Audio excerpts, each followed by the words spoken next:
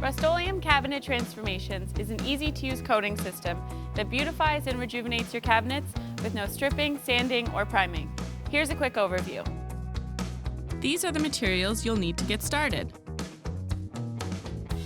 Start by emptying your cabinets and taking off each cabinet door, removing any screws, hinges, knobs, or pulls. For this video, we're using the deglosser that comes in the Rust-Oleum Cabinet Transformations Kit. This eliminates the need to sand or prime. Inspect your cabinet frames for grease and dirt, then thoroughly clean. Apply the deglosser to the entire cabinet frame. If your cabinets are wood, follow the grain of the wood. The kit only supplies enough coverage for the frame, so try to avoid getting the deglosser on the inside of the cabinets or shelves. Wipe down the frames with a damp cloth to remove excess deglosser immediately, then wipe with a dry cloth. If your surface is soapy, repeat these steps. Follow the same procedure for the cabinet doors. Allow the doors and frames to dry for 1 hour before applying the bond coat. Tape the inside edges of each cabinet frame with painter's tape. Next, we'll show you how to apply the bond coat. Cabinet Transformations comes in light and dark versions, and your local Home Depot store can tint the bond coat to any of the colors shown on the box. First, stir the bond coat and pour it into a disposable container. Wipe down each surface with a dry, lint-free rag before you start. Starting with the cabinet frames, apply an even coat using a roller and brush. Once the first coat is completely dry in 2 to 3 hours, apply a second.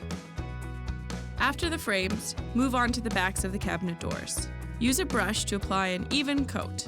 Once the first coat is dry, come back and complete the second. When the back side is completely dry, turn the doors over and apply the first coat to the front. Allow them to dry for 2 to 3 hours, then apply the second coat.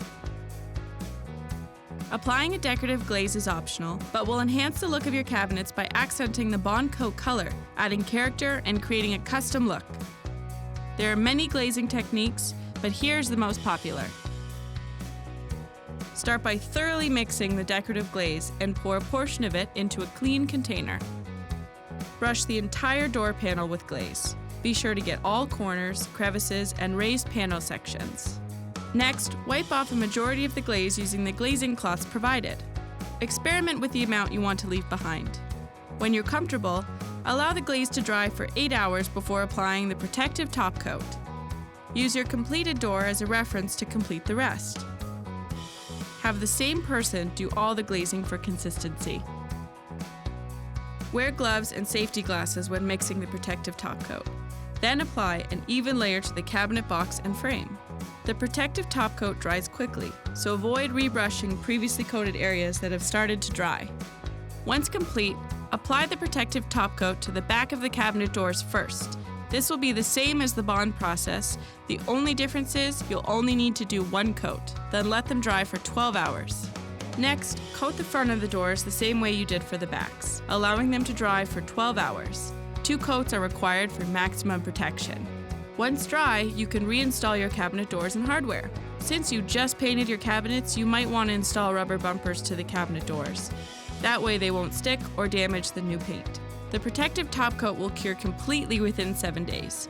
You should avoid using cleaning products on your cabinets during this time. Once that's done, you're ready to use your newly painted kitchen cabinets. The Home Depot has everything you need to get started. Visit us today.